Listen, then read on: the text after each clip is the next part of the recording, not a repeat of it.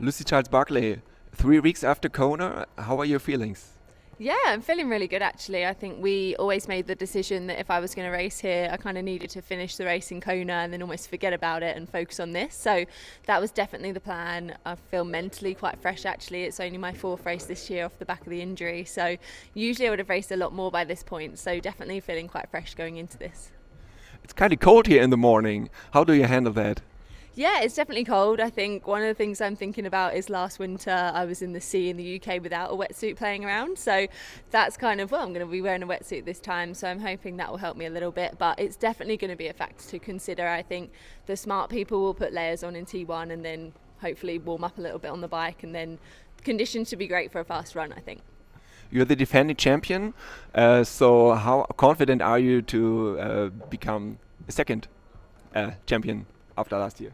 Yeah, I mean, I love the course. It obviously worked really well for me last year. I've done a similar build in this year, being at altitude for 2 weeks and coming down today. So yeah, I feel good. I've been putting some great sessions in up at altitude. So I'm hoping that I can deliver them down here. Well, it's still altitude here, but not quite as high as we were. So yeah, the body's recovered great from Kona. And obviously I have amazing feelings from this race last year. And if I can deliver a performance anywhere close to last year, I think it will be a great result. There were pictures of you in the wetsuit in the snow. What happened there? Yeah, we had a snowstorm up in Cedar Highlands where we were staying, and actually even the locals, it wasn't as much snow, or it was more snow than was predicted. So we basically snowed for like 24 hours straight, and there was like a white-out storm. So I was lucky enough that one of the neighbours up there had a treadmill I could use. I had my Wahoo trainer and my bike up there, so I could still bike and run. And then we did have the Roka wetsuit, which I was obviously not swimming, but I was playing around in the snow, which was a good bit of fun, and I think a nice way to kind of just take the mind off the big race that's coming up. There are a lot of fast women in this race, 65 on the start list. What is your game plan?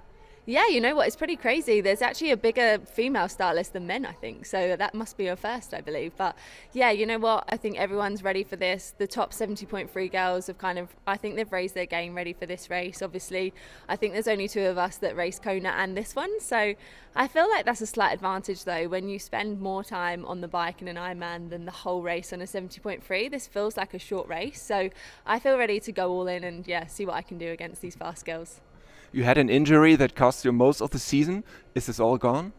Yeah, you know what, I'm really happy with how the body recovered after Kona. I think the kind of hard thing with a bone injury is that they take a long time to heal, but the good thing with a bone injury is once they're gone, it's gone. So there's no more risk of it coming back than there was before. So yeah, I feel really strong. I'm really happy with how the body's recovered. I've been super lucky to have my physio with me the whole time. So he's definitely helped the body recover faster from my efforts in Hawaii. Okay, great. Thank you for the interview and good luck to you. Thank you.